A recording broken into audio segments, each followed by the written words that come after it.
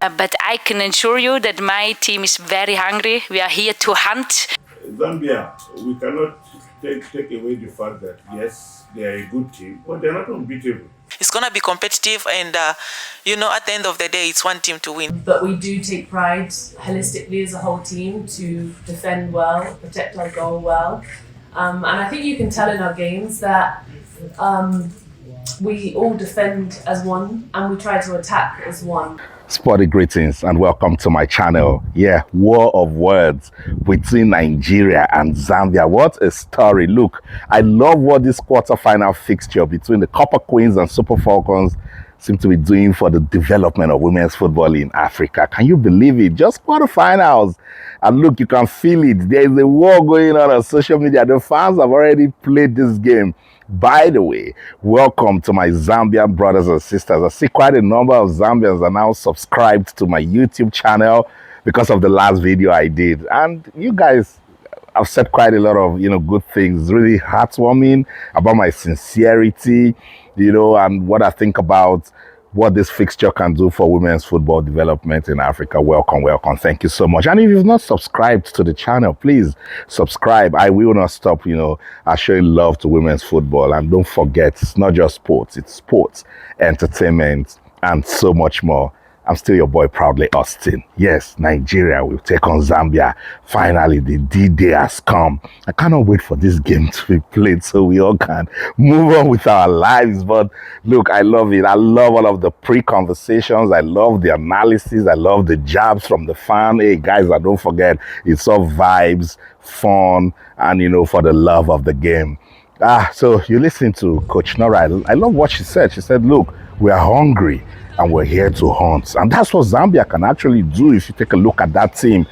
Coach Justin Madugu, had to remind her also that, look, Zambia, yes, you guys have a good team, but you're beatable. And I totally agree, And then Banda, I love her all day, every day. Not just as a footballer, but what she portrays, as an icon, a model for the girl child and women's football development in Africa. She said, look, she's looking forward to it. And at the end of the day, there's only going to be one winner. That's what it is. And then you also listen to Ashley Plumptre saying, look, we take pride that we've not considered a goal. And then we attack, we defend as one and attack as one. War of words, I love it. But today, football will give us an answer, to give us a winner when the Copper Queens of Zambia will file out to take on the Super Eagles of the Super Falcons of Nigeria.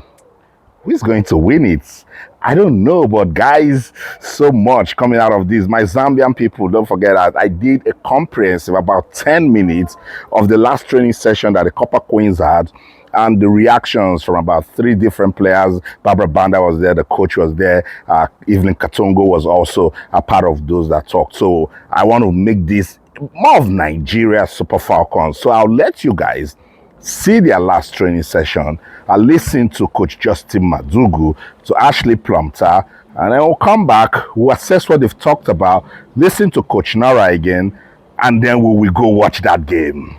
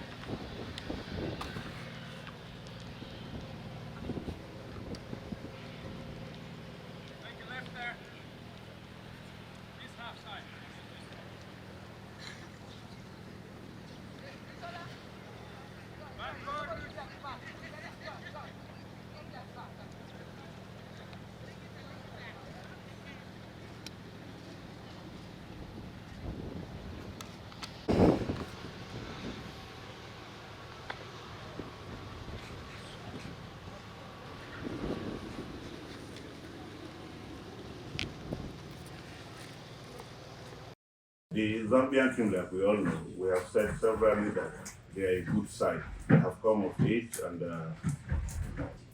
they pose a lot of threats based on the quality and the caliber of players they have in the team. That also comes with extra pressure on anybody. It comes with extra pressure because it doesn't give room for mistakes. You must get ready, fully prepared for them in all aspects. So, for the game tomorrow, we know what they can do. We're equally prepared and ready for it, and we'll wait and see at the end of the game. It is only natural that people make different assessments, and then based on your assessments, obviously, Zambia, we cannot take away the fact that yes, they are a good team, but they're not unbeatable. They're a good side, but they're not unbeatable. Anything can happen in a game of football. Just to give you a simple example, at the World Club Championship, nobody expected what happened in the final. For us, we are preparing against Zambia, and it's Zambia that we're preparing for. We know the players, we know their strengths. We are also having our own plan of how to deal with that. The girls are in high spirit. They are fully ready for them. I mean, they too are very uncomfortable coming up against us because they know what we can also do. If you watch all the games we played, the strategies adopted by the opposition is not the same in all the other games. If you go and analyze all the matches, the game against Nigeria and the teams in our group was not the same approach that all the other teams adopted in their various groups. So it's going to be more of an open game, and then they do their bit, we also do our bit. For us, calm down. Oh. Calm down. Yes.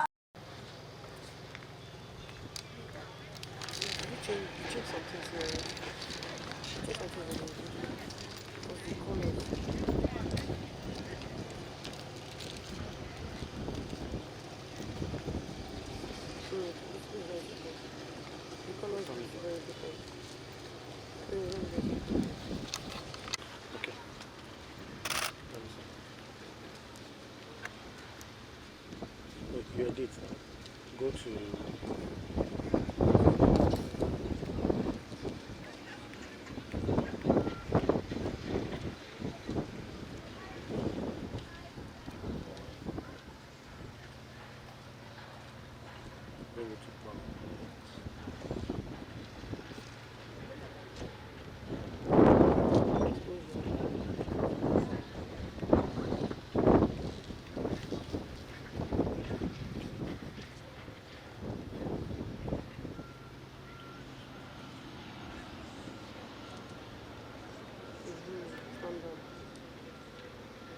okay, not too sure. Thank you.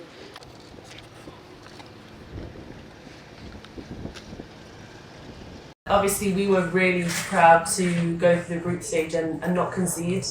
As much as we have, obviously, people know us to have such good attacking threat, both starting and then the subs coming in as well. But we do take pride holistically as a whole team to defend well, protect our goal well. And I think you can tell in our games that we all defend as one and we try to attack as one. You know, it's not like we're relying on one sole goal scorer or anything like that. I think we have threats that can come from numerous places. So I think that puts us in a good position against a team like this. Obviously, we know that Zambia have really good attacking threats, and we respect that. We obviously prepare well for that, but I said in a previous interview, we don't prepare for just two players. We prepare for Zambia as a whole team because we know that, you know, if you get consumed on two players, they can have threats that come from different aspects, which is, I think, the same for us as well.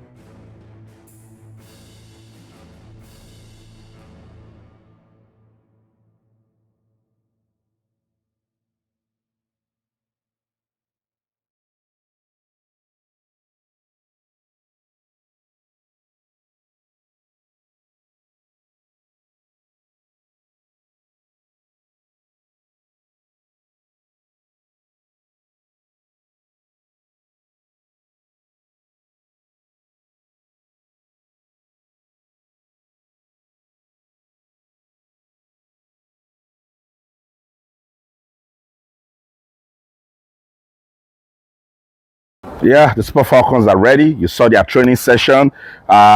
They've been, dotting the I's and crossing the T's just to make sure that Zambia doesn't hurt them again. So this is a revenge mission for Nigeria. Can the Super Falcons avenge that 2022 defeat? I don't know, but it seemed to be ready. Could Justin Madugu, he loves talking about strategy.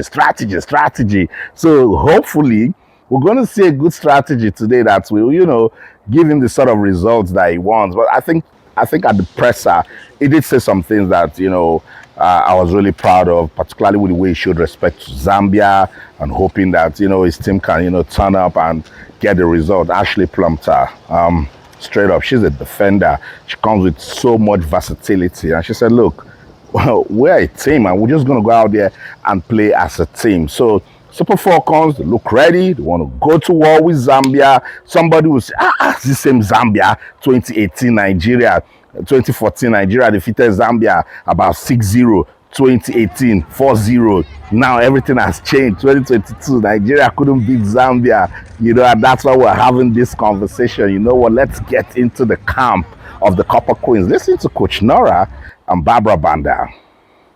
It feels a bit like a final already, no? Zambia against Nigeria.